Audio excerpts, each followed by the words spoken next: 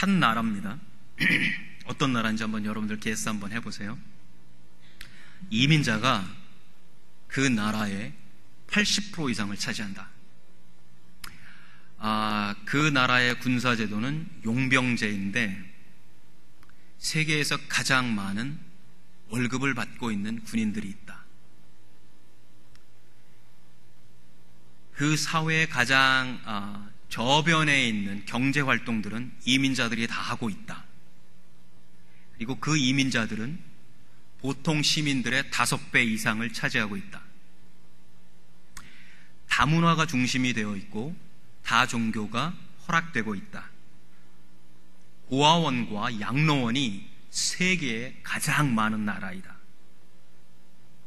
스포츠와 섹스가 경제의 저변을 깔고 있다. 강한 의회 중심을 차지하고 있다. 의회 중심의 정치이다. 동성결혼을 법적으로 보호해주고 있다. 어느 나라인 것 같으세요?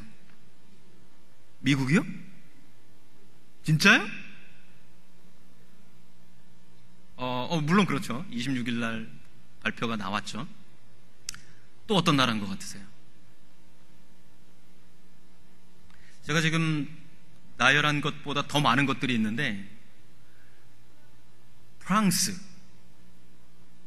프랑스가 용병을 가지고 있나요? 이스라엘? 저도 사실은 이 문구들을 읽었을 때 미국이다. 너무 자연스럽게 미국이다 생각을 했어요. 이민자들이 이제 사실 미국은 이민자들이 100%입니다. 그죠? 아메리칸 인디언들 빼면은 이민자죠, 뭐 다. 그러니까 사실 80% 이상이 이민자입니다. 불법 이민자들이 사실은 미국의 이 저변에 있는 경제 전체를 다 커버하고 있습니다. 지금 뉴욕 같은 경우는 60%예요, 불법 이민자가. 처리를 못합니다. 그 사람들을 만약에 다 추방해버리면은 뉴욕의 경제는 순식간에 마비가 됩니다. 미국에 있는 대도시들이 다 그렇습니다. 우리 달라스도 마찬가지잖아요. 그죠? 용병, 전 세계적으로 가장 많은 월급을 받고 있는 군인들이 미군입니다. 모두가 다 알고 있는 사실이에요. 동성결혼 역시 마찬가지입니다. 근데 여러분, 이거 미국 사회가 아니고요.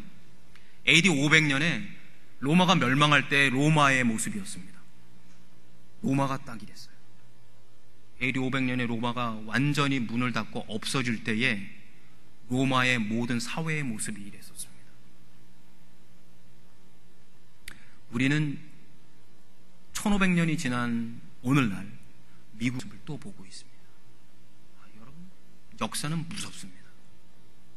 우리들에게 주는, 역사가 흘러가면서 우리들에게 주는 어떤 예시들 혹은 교훈들, 이건 정말 무서울 정도로 우리들에게 아주 강하게 다가옵니다. 단지 우리가 그것을 인식하지 못하고 있을 뿐이에요.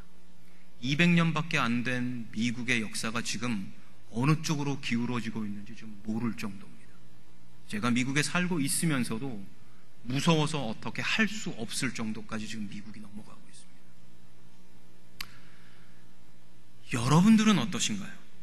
여러분들은 어떤 삶을 영위하고 계신가요? 기독교인으로서 미국에서. 오늘 제가 여러분들과 같이 나누고 싶은 말씀은 그겁니다. 만약에 누군가가 저에게 야, 성경이 뭐니? 라고 질문을 한다면 저는 이렇게 말할 겁니다. 성경은 크리스찬으로서, 하나님의 백성으로서 우리가 어떻게 살아가야 할지 제시해주는 뭐라고 할까요? 지침서? 네. 지침서라고 할 수 있다라고 저는 말을 하겠습니다. 이 말은 기독교인이면서 하나님의 백성이면서 성경을 자신의 표준으로 삼지 않는다라면 그 사람은 기독교인이라고 얘기할 수 없다라는 말입니다. 기독교인은 철저하게 성경의 베이스가 되어져야 합니다. 그 말은 성경은 우리가 그저 그저 성경 백독 운동 때문에 읽어야 되는 것이 아니고요, 우리들의 삶의 지침이 되어야 된다라는 얘기예요. 성경은 어느 한순간의 필요에 의해서 성경 공부를 위해서 읽어야 하는 것도 아니고 설교 본문을 잡기 위해서 읽어야 하는 것이 아니라 항상 수시로 끊임없이 우리들의 삶 속에서 머릿속에서 계속해서 질문을 던질 수 있어야 된다라는 얘기예요. 성경으로 내가 내 삶을 계속해서 재조명해 주지 못하면 우리는 하나님의 백성으로서 살아갈 수가 없습니다. 그것이 성경입니다, 여러분. 그저 이뻐 보이라고 아름다운 겉표지를 두르고 편하라고 지퍼를 달고 편하라고 이런 책갈피를 넣고 편하라고 어떤 칼라를 집어넣어서 인쇄를 하고 편하라고 아주 얇고 질 좋은 종이를 가지고 책을 만드는 것이 성경이 아닙니다. 그렇다면 정말 우리가 하나님의 백성으로 살아갈 때에 이 성경 속에서 우리들에게 주는 정말 중요한 어떤 액센트들은 뭘까? 여러분 한번 고민해 보실 필요가 있다라고 생각이 되어집니다. 제 짧은 인생 속에서, 제 짧은 목회자로서의 어떤 삶 속에서 저는 세 가지를 오늘 여러분들과 나누려고 합니다. 정말 크리스찬이라면, 정말 하나님의 백성이라면 이 세 가지는 우리가 정말로 마음속에 깊이 새겨야 되지 않을까. 뿐만 아니라 이 세 가지는 우리들의 삶 속에서 뭔가 이렇게 유기적으로 움직여야 되지 않을까 하는 생각을 해봅니다. 첫 번째는 오늘 설교 제목이에요. 우리의 눈을 열어야 된다는 개념입니다. 지금 우리가 함께 봉독했던 열왕기하 2장의 내용은 아시리아하고, 그러니까 시리아하고 이스라엘하고 전투 씬이 벌어지고 있는 상황입니다. 북이스라엘하고 시리아하고 이제 전쟁이 붙었습니다. 사실은 전쟁이 붙었다라기보다는 북이스라엘이 계속해서 침략을 당하고 있는 상황이에요. 아수르에서 북이스라엘을 침략하기 위해서 여러 가지 방법들을 제시합니다. 그래서 왕을 중심으로 해가지고 여러 가지 이제 군사 전략들을 세웁니다. 근데 신기하게 군사 전략이 오늘 저녁에 세워져서 내일 아침에 움직이려고 하는데 벌써 이스라엘에서는 그 군사 전략을 다 알고 있는 거예요. 토시 하나 빼지 않고 병력이 움직이는 모든 길을 이미 다 알고 있는 거예요. A라는 지점을 몰래 들어가서 공격하려고 그러는데 벌써 이스라엘 군대가 나와서 진을 치고 있는 거예요. 한 번이면 그래도 우연이라고 그럴 텐데 수시로 계속해서 이런 일이 벌어지고 있는 거예요. 아수르의 왕이 찾아라. 뭔지 이유를 찾아라. 결국은 이유가 뭐였냐면 엘리사라는 선지자 때문이었어요. 왕궁에서 기밀리에 진행되고 있는 모든 군사 전략이 엘리사에게 다 들리는 거예요. 엘리사는 그 이야기를 듣고 이스라엘 왕에게 이야기를 해줍니다. 이스라엘 왕은 군대 장관들을 보내서 미리 경계를 섭니다. 전쟁이 되지를 못하는 거예요. 결국은 안 되겠다. 그럼 엘리사를 먼저 죽이자. 그래서 군대를 파병해서 한 명을 죽이기 위해서 군대를 파병합니다. 어느 날 아침 엘리사의 사환이 눈을 뜹니다. 눈을 뜨고선 깜짝 놀래요. 자기 주변, 그러니까 엘리사와 자기가 있는 그 성 사마리아 주변을 아수르 군대가 꽉 둘러싸고 있는 거예요. 아침에 눈을 떴을 때 적군이 사방에 삥 둘러서 진을 치고 있는 거예요. 그것도 완전 무장을 한 군인들이. 이 사환이 이렇게 표현을 합니다. 이 사환이 말이 참 재밌는 것 같아요. 15절에 가니까 하나님의 사람의 사환이 일찍이 일어나 나가보니 군사와 말과 병거가 성읍을 에워쌌는지라. 그 사환이 엘리사에게 말하되 아, 내 주여, 우리가 어찌하리이까.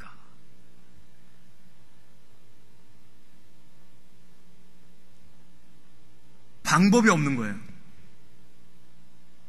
적군이 도성을 싸고 있는 게 아니라 자기 선생을 죽이기 위해서 그 동네를 감싸고 있다니까 이 사람 입장에서는, 이 사환 입장에서는 정말 어떻게 해야 될지 감당이 안 되는 거예요. 이때 엘리사가 했던 말이 우리가 오늘 읽은 본문입니다. 대답하되 두려워하지 말아라. 우리와 함께한 자가 그들과 함께한 자보다 많도다.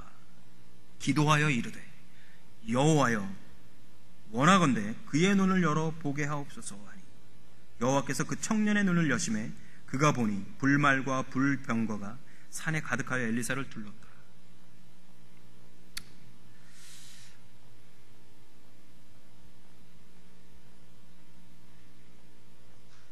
단순한 얘기라고 치부해 버리기에는 얘기가 너무 황당합니다. 사실은 무슨 동화책 얘기 같기도 하고 그렇잖아요. 갑자기 기도하고 눈을 여니까 갑자기 보이지도 않던 불말들과 불병거들이 적병을 갖다가 뒤에서 딱 둘러싸고 있는 거예요. 그 숫자가 적병 숫자보다 더 많습니다. 엘리사는 물론 이것을 알고 있었다라고 15절에서 표현하고 있어요. 여러분, 굳이 왜 이러한 표현이 엘리사에게 주어졌을까요? 왜 그 상황 속에서 주어졌을까요? 이게 단순히 그냥 지나가는 이야기거리라면 성경책에 기록되어져야 할 이유가 하나도 없는 이야기죠. 우린 여기에서 왜 하나님께서 이러한 말씀을 현대를 살아가고 있는 21세기를 살아가고 있는 우리들에게까지 주실까? 심각하게 고민해야 될 필요가 있습니다. 사실 우리들은 어쩌면 이 사환보다 더 패닉에 빠져있는 삶을 살고 있는지도 모르겠습니다. 아침에 눈을 뜨니까 적군들이 내 집을 다 감싸고 있다. 그냥 상황 자체는 어떤 커다란 상황 같지만 그것이 우리들의 삶 속으로 들어왔을 때는 우리를 충분히 패닉의 상태로 몰아가기에 충분한 상황들을 우리는 많이 경험한다. 아침에 눈 뜨고 났을 때 혹은 갑자기 어떤 상황이 지나갔을 때 정말 어떻게 내가 핸들할 수 없는 상황이 내 앞에 나타났을 때 그것이 영적인 것이건 그것이 육체적인 것이건 비즈니스가 됐건 패밀리가 됐건 혹은 부부의 문제가 됐건 우리는 사실 그런 상황들을 너무 많이 만나게 돼요. 문제는 상황과 같이 보지 못한다라는 데에 문제가 있습니다. 그 상황을 보지 못한다라는 것이 아니라 그 상황은 우리가 파악을 합니다. 근데 그 상황 뒤에서 그것을 핸들하실 수 있는 하나님을 못 본다라는 얘기예요. 그래서 첫 번째 우리가 생각해야 될 부분은 이겁니다. 정말 내가 하나님의 백성이라면, 내가 정말 크리스찬이라면, 내가 성경을 하나님의 말씀으로 믿고 있는 사람이라면 나는 최소한 내가 어떤 상황에 처하든지 그 상황을 핸들하실 수 있는 그 하나님을 그 상황 뒤에서 쳐다볼 수 있어야 된다라는 얘기예요. 여러분 기도하실 때요, 혹시 하나님 제 눈을 열어서 제가 지금 당하고 있는 이 상황보다 더 강하신 하나님의 손을 보게 해 주십시오라고 기도해 보신 적이 있으신지? 무슨 말인지 이해되시나요? 내가 지금 당하고 있는 상황에 힘들어서 하나님 이걸 어떻게 해야 될까요? 라고 기도하는 것이 아니라 하나님 이 상황 뒤에 있는 하나님의 더 강한 손을 보게 해 주십시오라고 기도하는 모습은 상황이 다르다는 얘기죠. 하나님께로 하는 모습이 다르다라는 얘기죠. 하나님께로 향하는 자세가 다르다라는 얘기예요. 그저 내 앞에 있는 커다란 문제 때문에 힘들어하고 아파하고 그것을 어떻게 타개해 나가려고 내가 가진 수단과 방법을 다 동원하는 모습보다는 그 뒤에서 이것을 핸들하실 수 있는 하나님의 손을 요구하시는 기도를 해야 된다는 얘기죠. 우리는 그 하나님을 너무 자주 잊어버립니다. 마치 이 사환처럼. 우리는 항상 하나님을 믿는다고 이야기하고 하나님이 정말 우리들의 영원한 구세주라고 우리는 항상 생각을 합니다. 하지만 어떤 시츄에이션, 어떤 상황이 우리들에게 딱 직면했을 때 그때부터는 하나님이 보이지 않기 시작해요. 너무 쉽게 하나님이 보이지 않기 시작합니다. 하나님을 믿는다고 이야기하고 있지만은 이야기하고 있으면서도 동시에 나는 딴 거리를 만들어내고 있습니다. 그게 우리들의 모습이라는 얘기죠.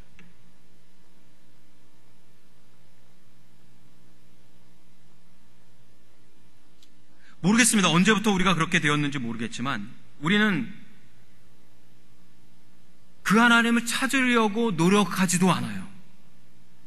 그 뒤에서 정말로 하나님의 그 크신 손으로 움직이실 그분을 사실은 기대하지도 않습니다. 그게 현대의 문제인 것 같아요. 그것이 현대 기독교인들의 문제인 것 같아요. 우리는 하나님 앞에 하나님 제 눈을 열어주십시오. 그래서 정말 하나님의 강한 손을 보게 해주십시오라는 기도. 그리고 그 강한 손을 경험해 본다라면 우리들의 삶이 더 이렇게 짜릿하지 않을까 하는 생각을 해요. 왜? 그 하나님의 강한 손을 우리가 경험해 보지 못하기 때문에 항상 우리는 힘들어요. 항상 우리는 무엇인가 쫓겨요. 항상 우리는 무엇인가에 절망해 버린다는 얘기죠.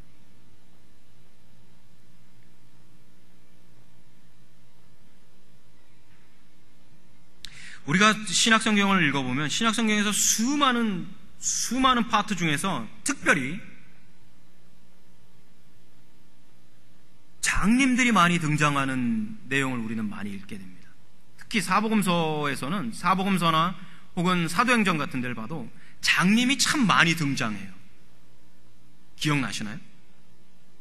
왜 장님이 그렇게 많이 등장을 할까? 그리고 항상 그 이야기 뒤에는 꼭 그들이 무엇인가를 보는 모습이 아주 강하게 부각되어집니다. 저는 본문을 준비하면서 이래서 예수님이 그렇게 장님을 많이 고치셨나? 좀 우리 들으라고, 제발 너네 눈 좀 떠라, 이런 식으로 믿거나 말거나. 근데 예수님이 그렇게 말씀하세요. 여지껏 많은 선지자들과 많은 왕들이 보고 싶어하는 것들을 그들은 보지 못했다. 하지만 너희들은 지금 너희들 눈앞에서 그것을 보고 있다라고 표현을 해요. 무슨 말이냐면 지금 예수님께서 수많은 설교와 이적들을 행하시는 모습들을 보면서 이 사람들이 정말 메시아인가? 이렇게 의문을 던지고 있을 때 예수님께서 던지신 말이에요. 너희들이 지금 보고 있는 이 모든 것들을 수많은 선지자들과 왕들이 보려고 했지만 그들은 보지 못했다. 하지만 너희는 보고 있다.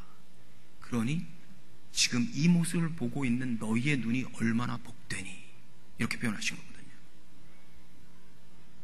따라서 우리가 하나님의 강한 손을 볼 수 있다라면 그것은 정말 복된 것입니다. 우리가 기독교인이라면, 우리가 하나님의 사람이라면 하나님의 손을 볼 수 있어야 돼요. 그런 기도를 해야 된다라는 얘기죠. 여러분, 그런 기도하지 않고 하나님의 손을 경험하려고 하는 기도하지 않고 하나님을 볼 수 없습니다. 그 기도 우리가 해야 되는 기도예요. 두 번째로 우리가 해야 될 것은 이사야서 50장에 등장하는 표현입니다.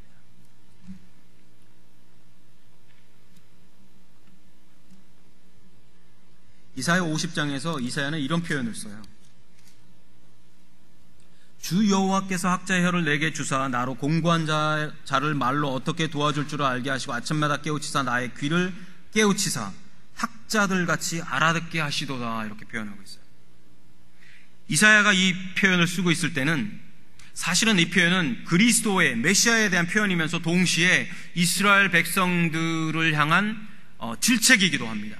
너희들이 하나님의 말씀을 계속해서 듣고 있는데 사실은 너네가 귀를 막고 있다라는 뜻이에요. 너희들이 하나님의 말씀을 듣고 있다라고는 표현하는데 그건 그냥 듣는 거다라고 표현하는 거예요. 굳이 영어로 따지자면 hear하고 listening하고의 차이점이에요. hear는 그냥 내 의도하고 아무 상관없이 그냥 들려오는 소리들이에요.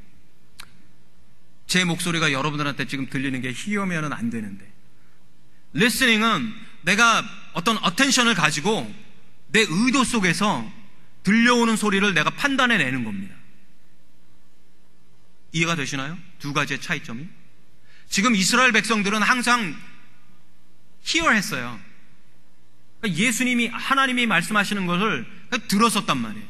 자기네들이 어떤 어텐션을 가지고 들은 게 아니라 그냥 귀에 들려오는 소리니까 들었어요. 그리고 마치 알아들은 것처럼 반응을 했어요. 근데 실질적으로 그들의 마음은 하나도 듣지 않았어요. 하나도 듣지 않았어요. 비근한 예는 그들의 광야 생활 40년입니다. 40년 동안 하나님은 수없이 그들에게 말씀하셨어요. 그죠? 출애굽기, 민수기, 신명기를 열면 하나님께서 그들에게 하셨던 레위기는 빼버리더라도 정말 어마어마하게 많은 말씀들을 그들에게 하셨습니다. 하지만 그들의 결국은 다 뭐였나요? 그들은 듣지 않았어요. 보여주시기까지 했지만 그들은 보지도 않았습니다. 다시 이것은 우리들에게 또 적용이 되어져야 될 부분입니다.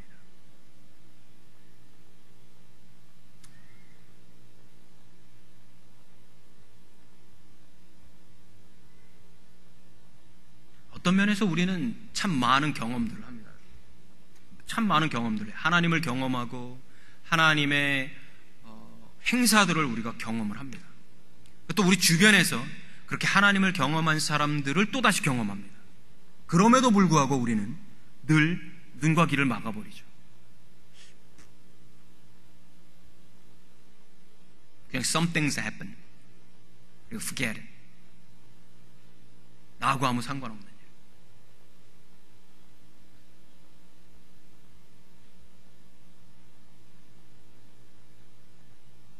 우리가 정말로 하나님 앞에서 살아있는 크리스천이라면요, 하나님 앞에 이렇게 기도해야 돼요. 하나님, 그냥 듣는 것이 아니라, 그냥 hear가 아니라 하나님 앞에 내 마음으로 내가 attention을 가지고 하나님의 말씀을 listen하게 하시고 거기에 respond, 거기에 반응하게 하시고, 그것이 좋은 것이든 나쁜 것이든, 그것이 작은 것이건 큰 것이건, 내가 좋아하는 것이건 내가 싫어하는 것이건, 그것이 하나님의 말씀이라면 제가 들을 수 있게 해주십시오라고 기도해야 된다는 거죠. 하나님, 제가 이런 말씀 듣고 싶은데요 라고 말하는 것이 아니라 하나님이 말씀하시는 거에 대해서 제가 리스폰드 할 수 있게 해주십시오라고 기도해야 된다는 얘기를 하는 거예요. 우리가 눈을 열어달라고 기도하듯이 우리들의 귀를 열어달라고 기도해야 된다는 얘기예요. 만약에 그렇게 하지 않으면 우리는 여전히 40년 광야 생활했던 이스라엘과 다를 바가 없다라는 거죠. 그들과 같이 똑같은 삶의 패턴으로 우리가 살아가고 있다라는 거죠. 그러니까 이사야가 이렇게 표현하는 거예요. 하나님, 아침마다 저를 깨우쳐 주십시오. 아침마다 저를 깨우쳐 주십시오. 내 귀를 깨우쳐 주십시오. 그래서 듣게 해 주십시오. 이사야가 여러분 얼마나 영적으로 민감했던 사람인데요. 이 사람은 학식으로도 굉장한 학식을 가지고 있었던 사람. 근데 그는 아침마다 하나님 앞에, 하나님, 아침마다 저를 깨워주시기를 기도합니다. 제 귀를 깨워주십시오. 그리고 깨닫게 해주십시오. 이렇게 표현해요. 매 순간순간 우리는 이 기도를 해야 합니다. 여러분, 이 표현들은 시편에 가면 너무너무 많아요. 시편 5편 3절에 가면 다윗이 이렇게 표현합니다. 여호와여, 아침에 주께서 나의 소리를 들으시리니 아침에 내가 주께 기도하고 바라겠습니다. 우리말 성경이 조금 표현이 좀 약합니다. 아침에 내가 주께 기도하고 바라리이다. 멋있습니다. 멋있는데 이 표현의 뜻은 이런 뜻이에요. 아침마다 내가 내 소원을 하나님 앞에 이렇게 펴놓겠습니다. 그리고 기대하면서 기다리고 있겠습니다. 이런 뜻이에요. 별로 멋 없으세요? 저는 이 표현 너무 멋있어요. 아침마다 내가 내 소원을 하나님 앞에 쫙 펴놓는 거예요. 그리고 하나님께서 뭐라고 말씀하실지 기다리고 있는 거예요. 어떤 목사님 설교하신 것처럼 새벽에 기도하러 나와가지고 기도 막 콧물 흘리고 눈물 흘리고 막 목이 아파라고 막 기도하고 나서 아멘 하고 이제 딱 가버리는 거예요. 하나님은 뭐 말씀하시려고 딱 그랬는데 아멘 하고 나가버렸어. 그러니까 하나님은 아무 말씀도 못 하시고 본인은 아무 기도 응답도 듣지도 못하고 그냥 나가버린 거예요. 그리고 이제 바쁘게 하루를 또 삽니다. 그 다음날 새벽에 또 나와서 막 기도합니다. 그리고 아무런 기다림 없이 하나님 말씀 듣지도 않고 아멘하고 또 나가버리는 거예요. 여러분, 우리의 삶의 패턴들 보통 그러지 않나요? 기도 참 많이 해요. 우리 성도님들 기도 많이 하세요. 기도 많이 하시는데 정말 하나님 앞에 쫙 깔아놔요. 쫙 깔아놨는데 기도 끝나자마자 툭 접어서 그냥 나가는 것 같아요. 그 앞에 깔아놓지 않아요. 하나님 앞에 깔아놓지 않아요. 그리고 기다리지 않아요. 하나님께서 그거에 대해서 어떻게 반응하실지 기다리지 않아요. 귀를 연다라는 표현은 그런 표현입니다. 하나님 앞에 깔아놓고 하나님께서 하실 반응을 기다리고 있는 거예요. 그게 우리의 귀를 여는 겁니다.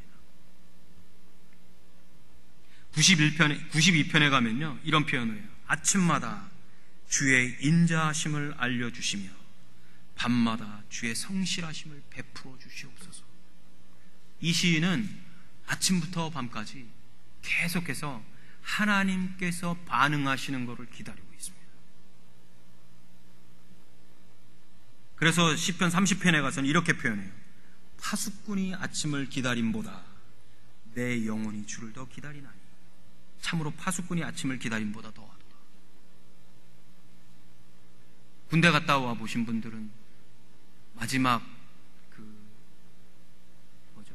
보초소로 갈 때 내 뭐라고 해요? 이름도 까먹었다. 뭐죠? 교대병력 이렇게 들어올 때 그 한 5분 정도 정말 시간 느리게 지나갑니다. 정말 시간이 거의 서 있는 것 같이 안 가요. 그 시간을 기다리는 것보다 내가 하나님을 더 기다린다라고 표현하고 있어요. 이 시인이 얼마나 하나님을 기다리고 있냐.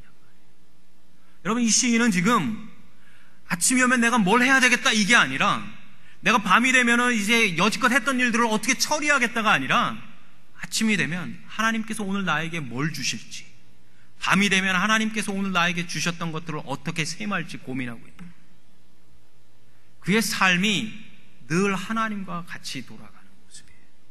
사실은 이러한 모습이 로마서 12장에서 말하는 living sacrifice예요. living sacrifice는 우리가 산채로 여기 와서 예배드린다라는 개념이 아니라 우리가 매일매일 삶 속에서 하나님께 그렇게 드려진다라는 개념이에요.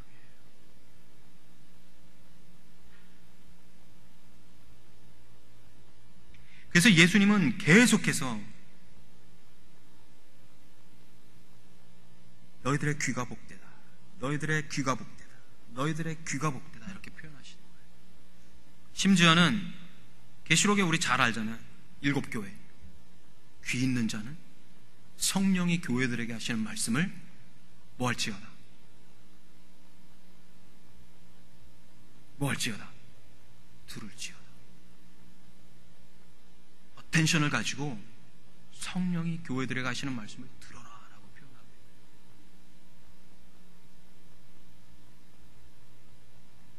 근데 여러분, 디모데후서 이 4장에 가면은요, 바울이 이런 표현을 합니다. 때가 이를 것이다. 종말의 때가 이르면 사람들이 그 귀를 진리에서 돌이켜 허탄한 이야기를 따르게 될 것이다. 이렇게 표현했어요. 2000년 전에 사도 바울이 그렇게 표현을 해요. 때가 이르면 사람들이 귀를 막는데 진리에 대해서는 막아버리고 허탄한 소리에 대해서는 귀를 돌릴 것이다. 이렇게 표현해요. 작금의 신문지상이나 TV 뉴스나 이런 곳에서 나오는 모든 이야기들을 여러분 들어보세요. 그게 정말 귀를 기울여 이야기들이란 말이죠.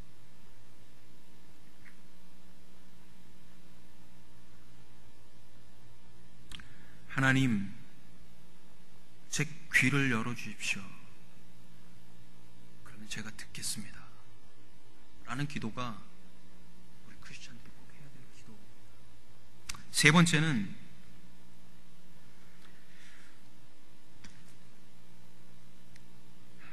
신명기 30장에 가면 모세가 이런 표현을 씁니다.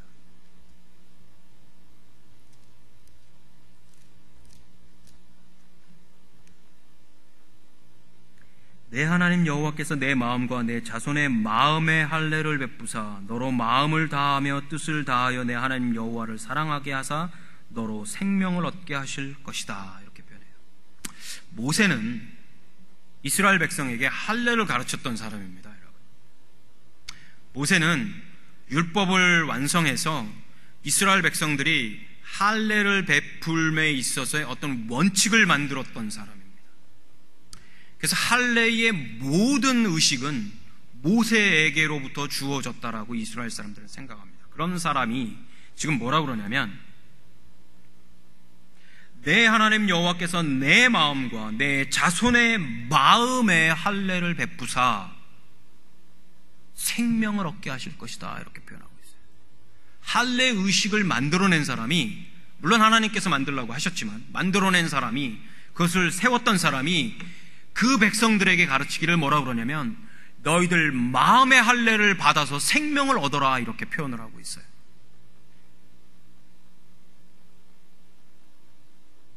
예레미야 4장 4절에 가면 더 재미있는 표현이 등장합니다.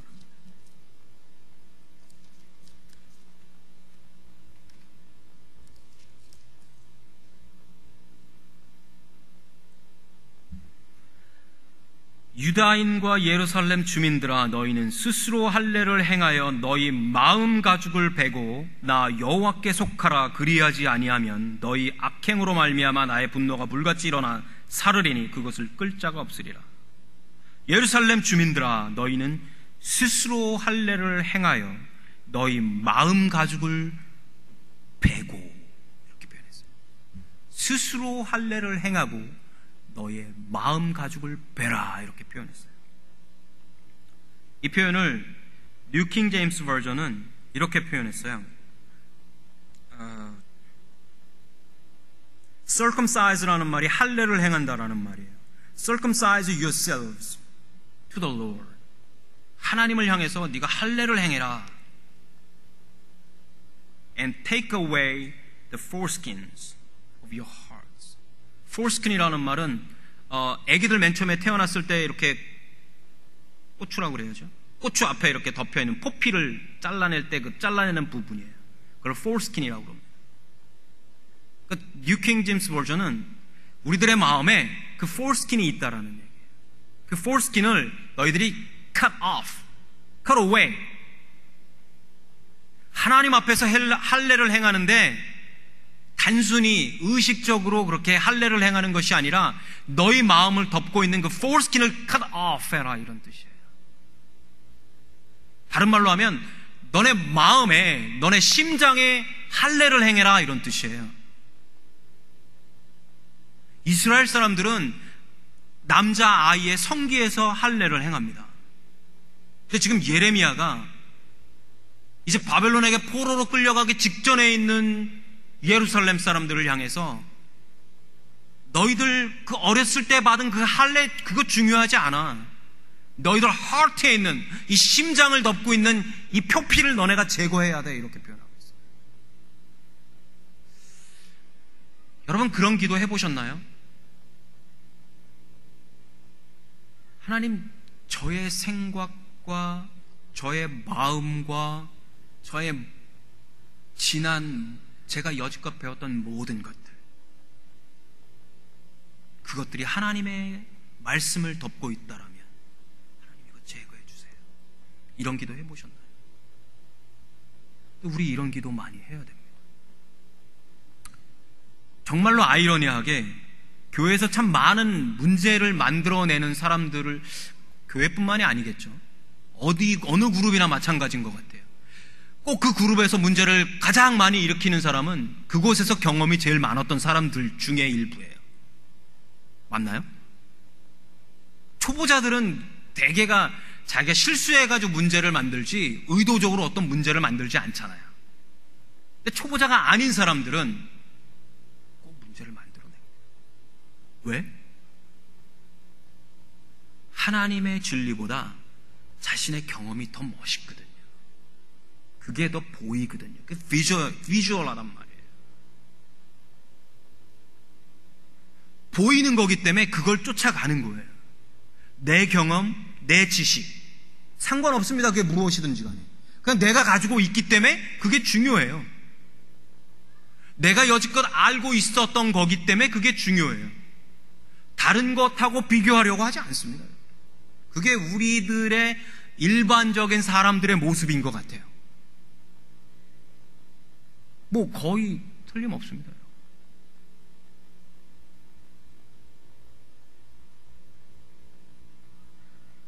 이스라엘 사람들은 자기가 어렸을 때 그 성기의 포피를 딱 잘라내고 하나님 앞에 자기가 썸밋됐다고 믿었어요. 그러면 다 끝났다고 생각을 했어요. 이미 내 포피를 하나님이 가져가셨으니까 나는 이제 하나님의 사람이야. 그리고 나머지 것들은 신경 안 씁니다. 매일매일 그들의 관례를 따라서 성전을 드나들고 매일매일 관례를 따라서 기도를 하고 매일매일의 관례를 따라서 그들이 해야 할 것들을 하고 있지만 실질적으로는 자기가 하고 싶은 걸 하고 있었던 거예요. 하나님이 원하시던 것을 하지 않았다는 얘기죠.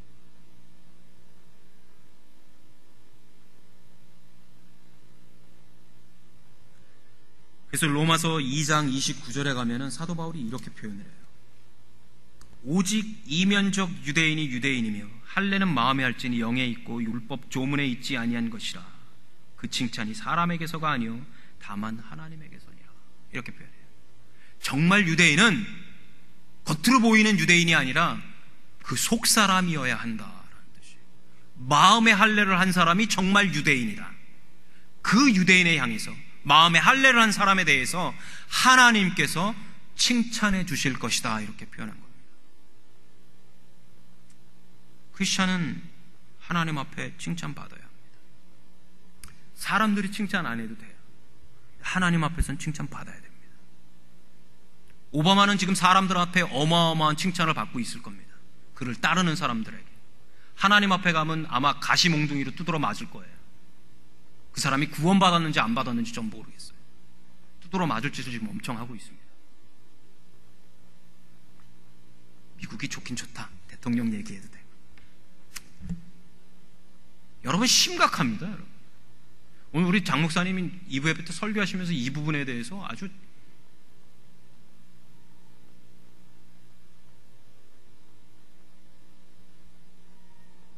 누구를 탓하기 이전에 저는 다시 본문으로 다 돌아오고 싶어요.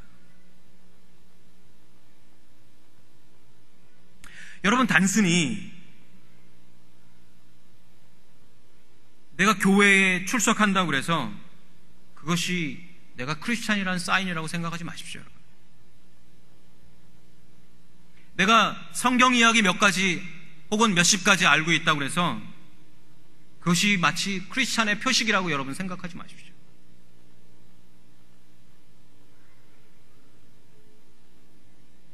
혹시 내 목에 있는 십자가가 내 믿음의 어떤 간증이다라고 생각하지 마십시오. 내가 성경책을 들고 다닌다고 해서 내가 크리스찬이라는 증거라고 생각하지 마세요.